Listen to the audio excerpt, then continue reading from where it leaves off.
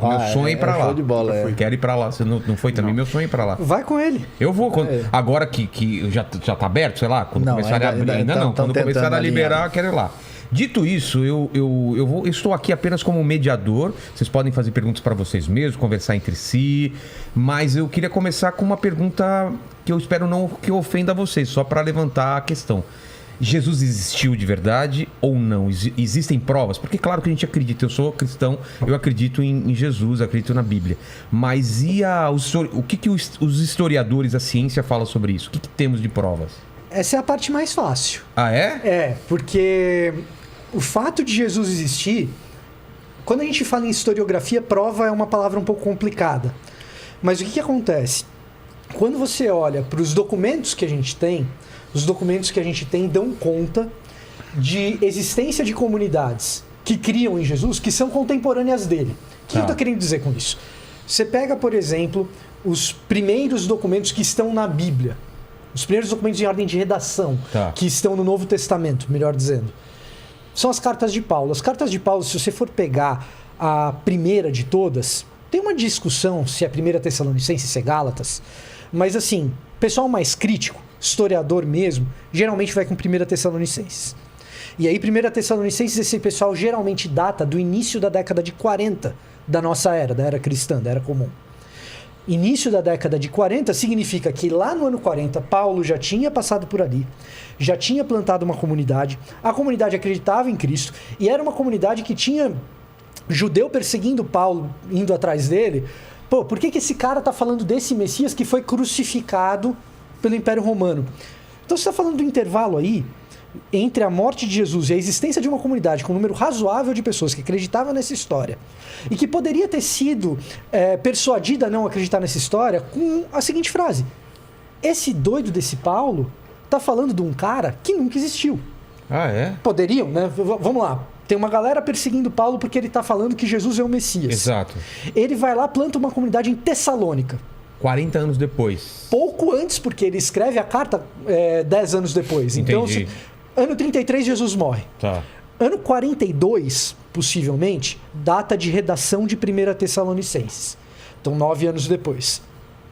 Então, você pega Paulo escrevendo sobre Jesus para uma comunidade que já existe, que ele mesmo fundou, ali em Tessalônica. Quando ele funda essa comunidade em Tessalônica, ele está sendo perseguido por judeus que estão dizendo assim: esse Jesus que você está falando não é o Messias. E o que esses caras poderiam dizer para essa comunidade? Paulo é um mentiroso. Paulo é um mentiroso. Jesus nunca existiu. Poderiam. Não é o que acontece. Não é o que acontece. Eles questionam se Jesus ressuscitou ou não. Eles usam uma seguinte artimanha: olha, o que Paulo está dizendo é que esse tal desse Jesus, ele é o verdadeiro Senhor e não César do Império Romano, então persegue esse cara porque ele está com uma ideologia anti-imperial. Mas em momento nenhum, Paulo ou os primeiros cristãos têm que se defender da acusação de que Jesus não, esse cara nunca existiu. Entendi. Então, e é muito próxima a data. Seria muito fácil você chegar e dizer o seguinte: olha, eu tenho fulano, cicrano, beltrano e fulano aqui que moram na Judéia e nunca teve esse tal de Jesus. Vai até Nazaré, viaja até Nazaré, pergunta lá se em Nazaré teve esse Jesus aí. Seria muito fácil, por quê? Porque são eventos praticamente contemporâneos. Ou contemporâneos, dá para se dizer. Então, quando a gente fala em historiografia, a gente não fala em provas, mas os indícios da existência de um Jesus de Nazaré são indícios muito fortes. Além disso, você tem algumas evidências que são extra-bíblicas. Você tem duas menções, por exemplo, em Flávio Josefo. Uma delas é contestável, uma delas aparentemente é posteriormente editada, mas você tem pelo menos uma em Flávio Josefo, que é um historiador. Aquela que ele começa falando assim: ouvia-se falar de um Jesus, um homem chamado Jesus, e assim, e vamos dizer que ele não era um homem, né? É como se assim, um historiador como Flávio Josefo, declarando que Jesus era um Deus. Isso. Então isso mostra que aquela escrita deve ter sido editada do Flávio Josefo, né? Possivelmente foi. Assim, existe um debate, mas o consenso acadêmico é de que isso foi editado posteriormente. Mas tem uma fala dele que não é contestada. Sim. Então, assim, você tem um pouco de evidência extra-bíblica também. Além da evidência bíblica que leva a gente a tentar imaginar o cenário e falar assim: putz, os caras têm tudo para dizer que Paulo está mentindo. E eles não usam esse argumento, usam outros. O argumento da testemunha ocular é muito forte naquele período. Então, assim, eu tenho uma testemunha ocular que esse cara aí nunca existiu, nunca teve nenhuma crucificação, assim, e em nenhum momento isso acontece. O que acontece é o seguinte, olha, Paulo tem uma ideologia contra César. Então, persegue esse cara. E ele sai fugido de Tessalônica por causa disso. Entendi. Então, assim, quando a gente fala da existência de Jesus, por causa disso, por causa desses elementos, quando a gente fala de existência de Jesus, isso é consenso acadêmico. Historiador, ateu, independentemente de religião. Se você vai na SBL, Sociedade de Literatura Bíblica, que é a maior organização de acadêmicos dessa área, tem historiador, tem arqueólogo, tem teólogo também. Você vai lá e fala a respeito da existência de Jesus, todo mundo concorda. Isso não é um problema. Existem outros problemas, mas que ele existiu é consenso. Há um consenso, há os controversos, né? Há umas teorias que dentro da academia são chamadas de teorias terraplanistas, né? De que Jesus não teria existido. Mas se apoiam em alguma... Se apoiam, mas são argumentos... até uma brincadeira, um bullying com esses caras, né? Que são argumentos falaciosos, né? Então, assim, é quase que um fato que Jesus existiu. Agora, o que poderia ter de fato da existência de Jesus? Que existiu esse homem chamado Jesus, que viveu na região de Nazaré, que esteve diante de Pôncio Pilatos em algum momento da vida dele, e que ele foi crucificado fora dos muros de Jerusalém. Tá. O que passar disso, dessas informações, aí já é um campo teológico e campo de fé. Então, há um consenso, mas as informações são muito reduzidas, muito reduzidas. Olha, eu vou dizer o seguinte, esse lance da existência de Jesus, e até com um certo detalhamento, é muito maior do que o pessoal imagina. Ah, é? Porque o que acontece é o seguinte, você tem uma cristandade que se desenvolve no ambiente europeu. Aí chega no contexto europeu, surge todo aquele lance mais iluminista, e especialmente a partir de um cara chamado Reimarus, é que o pessoal começou a dizer, não, esse lance de Jesus é uma criação religiosa. Os caras falavam, não, existe um possível Jesus histórico e um negócio que é o Cristo da fé, que o pessoal resolveu acreditar com o coração. Mas o que acontece? Essa galera levantou essas ideias com dois sentimentos no coração. Uma era profundamente antijudaica, para ser mais direto, antissemita. E, em segundo lugar, não tinha arqueologia. A arqueologia surgiu ontem. Muito só recente. Começa no século XIX. Então, os caras, falando literalmente, estavam viajando na maionese, ou talvez no ketchup com mostarda, né? E aí... Viajando na uma coisa da época. Exatamente, não tem. Então, o que aconteceu? Quando a coisa caminhou, o pessoal não só tem essa citação do Flávio Josefo, que quando você pensa em precisão detalhista, tudo bem, você pode dizer essa coisa talvez sofreu algum... Mas assim, está constatando que existiu um indivíduo chamado Jesus. Você tem um cara que era totalmente anticristão chamado Luciano de Samota. Ele menciona Jesus. Ah, é? Você tem citação que só pode fazer sentido com a pessoa de Jesus na Mishnah hebraica, judaica, entre os judeus. Você tem a citação da carta de Plínio a Trajano, no início do segundo século. Então você tem referências. E aí a questão fundamental, por que a galera chegou e falou, não, isso é papo furado? Porque eles falaram assim, olha lá, esse Novo Testamento, esse material que está aí, os caras só escreveram isso no 3º e 4º século. Isso era legal, o cara viajar, porque não tinha elemento concreto. Aí veio a arqueologia, aí chutou o pau da barraca Edito completo. De Cláudio, em 47. Edito de Cláudio.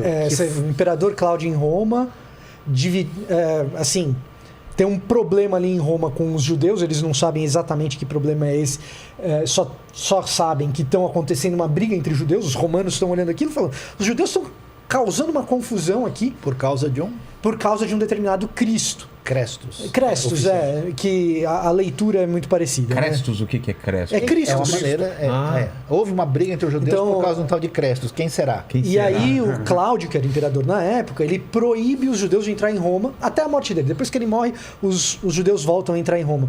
Mas esse edito de Cláudio é registrado por Suetônio, né? Romano.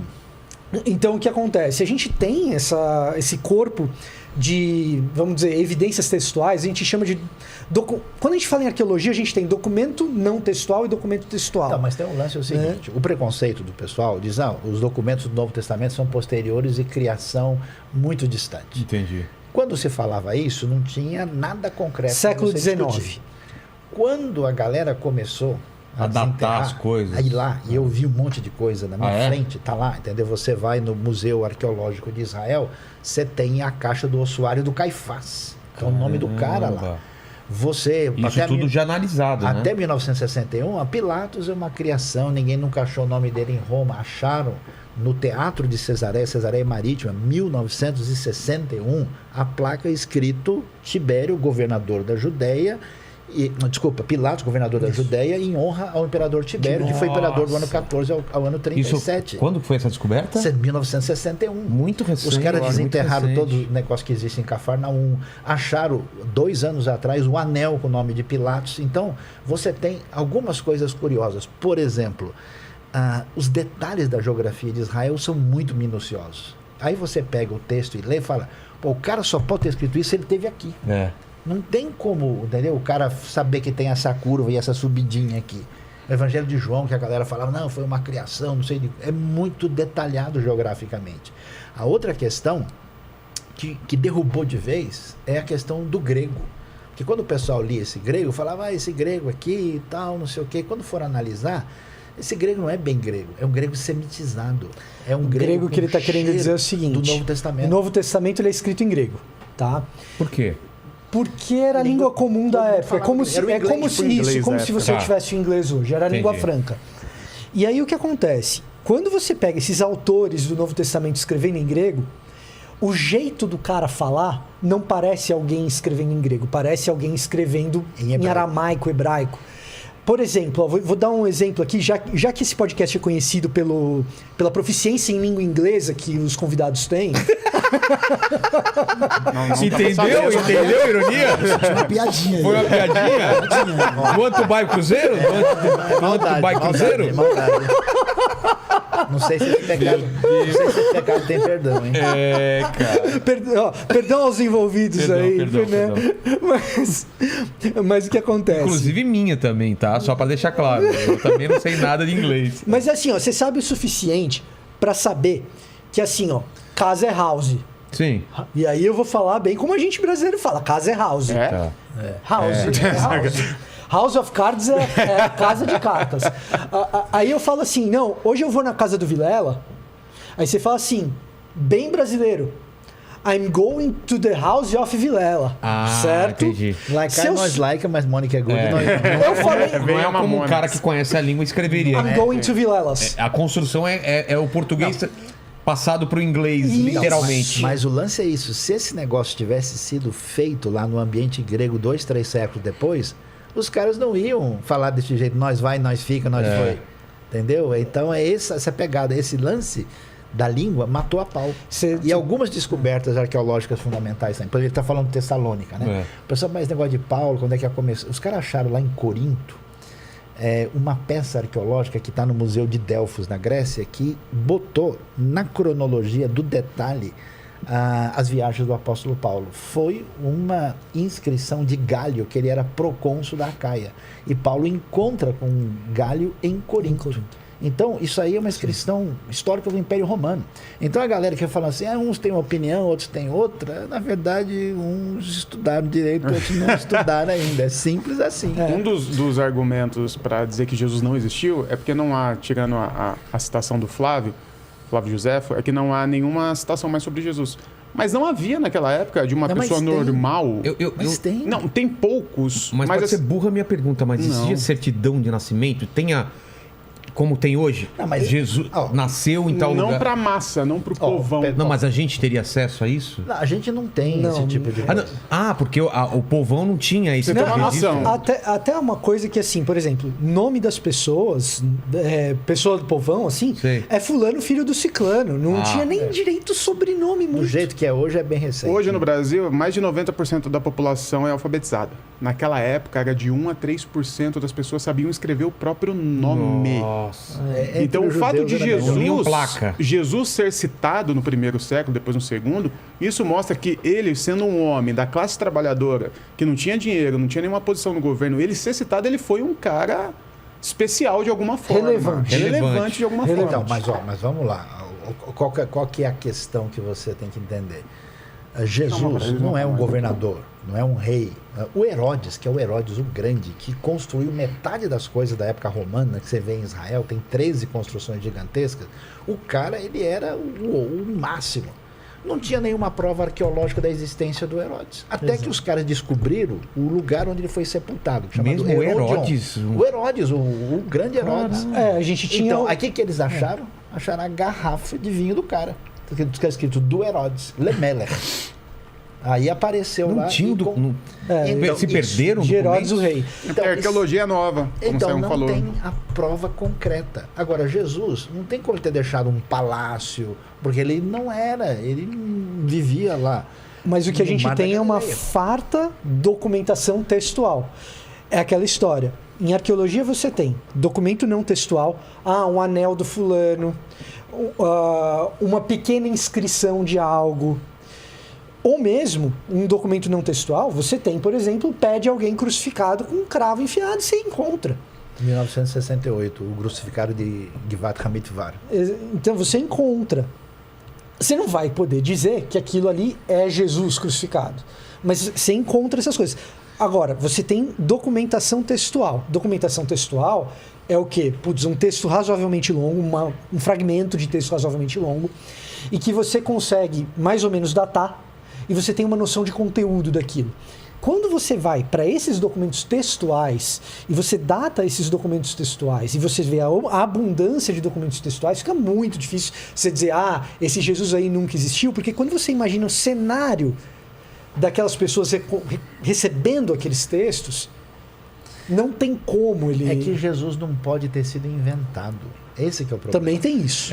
Você do tem nada inventar. Um monte de coisa escrito sobre o cara, e aí esse cara nunca existiu. Como assim? Aí você vai analisar esses documentos, toda a pertinência dos documentos do ponto de vista da cultura, da sociedade, que, aliás, os estudos mais profundos sobre isso aconteceram nos últimos 50 anos. E o detalhe é o seguinte: o judaísmo tradicional não reconhece Jesus como a tradição cristã.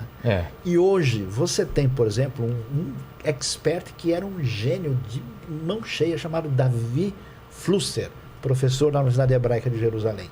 Esse cara escreveu um dos melhores livros sobre Jesus que jamais foi escrito. E o que esse cara diz? Ele diz assim: Jesus foi um rabino, um indivíduo que viveu dentro do contexto judaico a vida toda, e ele nunca quis criar uma nova religião. E o que ele diz? Não tem nenhum sentido você negar a existência de Jesus. Ele não acredita nos ele não é um messiânico, cristãos, né? Ele não é um messiânico. Perto. Ele não acredita em nada da teologia cristã, da espiritualidade. Da espiritualidade, ele tem uma perspectiva judaica, e assim, em Israel eu converso com judeus ateus. Se você falar para ele, Jesus nunca existiu, o cara dá risada. Não faz sentido. Porque todos acreditam. Porque os caras estão lá adiante, tem as peças no museu, eles têm as coisas para verem, entendeu? Agora, é claro... A questão com os judeus não é se ele existiu ou não, mas é se ele é Messias, se ele é Messias ou não. Com os judeus, com os islâmicos também. Então, o islâmico também, ele acredita na existência de Jesus. Como profeta. Como uma espécie de profeta. Agora, nem tudo que aparece na tradição cristã, ou nem tudo que você vai ver nos lugares, é de fato ligado à tradição, à realidade histórica.